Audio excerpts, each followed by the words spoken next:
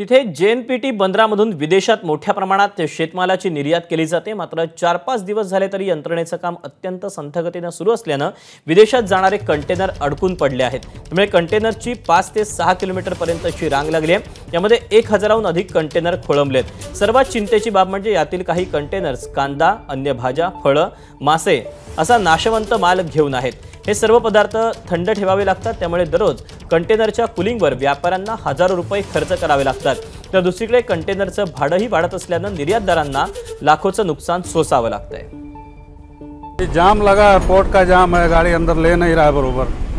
पता नहीं सिस्टम का प्रॉब्लम है, क्या प्रॉब्लम है। एक घंटा लाइन नहीं हिल रहा है।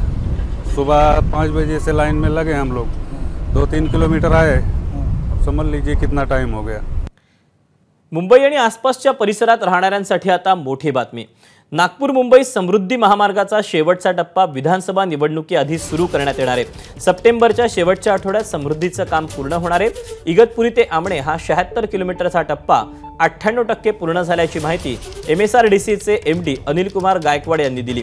सध्या नागपूरहून मुंबईला येताना इगतपुरीला एक्सप्रेसवे संपतो आणि तिथून मुंबई नाशिक महामार्ग घ्यावा लागतो। या महामार्गाची पावसाळ्यात दुर्दशा होते, ज्यामुळे तासनतास वाहतूक कोंडीत अडकावं लागतं। टप्पा इगतपुरी टू आमणे असा आहे। आमणे हे ठाणे जिल्ह्यामध्ये वडोदरा मुंबई एक्सप्रेसवे जो आहे त्याचा स्पर आहे, तो JNPT पर्यंत जातो। इथेपर्यंतच्या रस्त्याचं 98% काम आता पूर्ण झालं आहे, ह्या 76 किलोमीटरचं शेवटच्या टप्प्यातलं।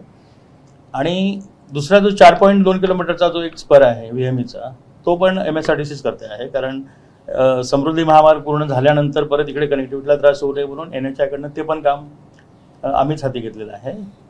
आणि हे सगळं काम जे आहे ते सप्टेंबर एंडपर्यंत पूर्ण होणं अभिप्रेत आहे। ABP माझा, उघडा डोळे बघा नीट।